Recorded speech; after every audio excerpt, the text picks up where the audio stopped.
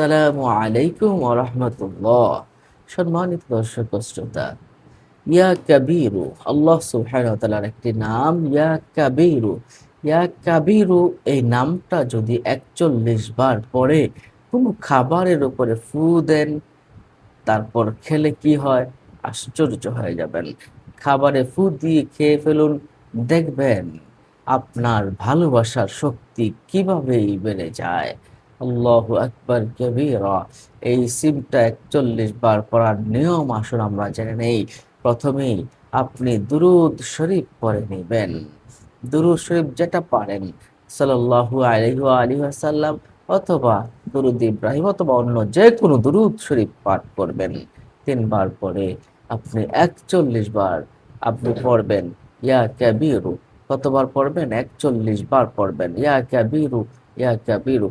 ৪১ বার পরে আপনি যেকোনো খাবারের উপরে ফু দিবেন।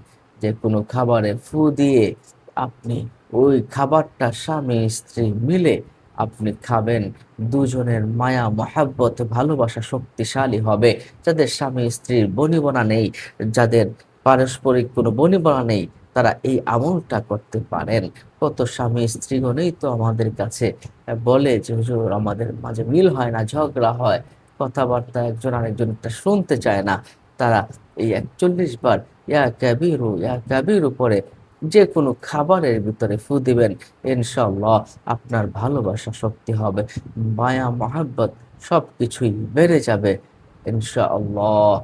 এবং আরেকটা আমল দেখুন, হযরত আলী রাদিয়াল্লাহু তাআলা আনহু বলেছেন যে ব্যক্তি সহবাসের আগে কেউ যদি ইয়া কাবীরু, ইয়া আকবারু, ইয়া মুতাকাব্বিরু, ইয়া কাবীরু, ইয়া আকবারু, ইয়া মুতাকাব্বিরু ২ বার পাঠ করে তার ছেলে সন্তান জন্ম নেবে। তাহলে সহবাসের আগে ইয়া কাবীরু, ইয়া আকবারু, ইয়া মুতাকাব্বিরু ২ বার পাঠ করবেন, ছেলে সন্তান জন্ম নেবে ইনশাআল্লাহ। তাহলে ইয়া কাবীরু এই নামটার পাওয়ারফুল আমরা দেখলাম। ইয়া কাবীরু নামের অর্থ হলো হে বিরাট, হে বৃহত্তম, হ্যাঁ শ্রেষ্ঠ, দ্য গ্রেট, দ্য বিগ। এই আসুন এই নামটা আমল আমরা করি। আল্লাহ পাক আমাদের তৌফিক দান করুন। আমিন। আসসালামু আলাইকুম ওয়া রাহমাতুল্লাহ।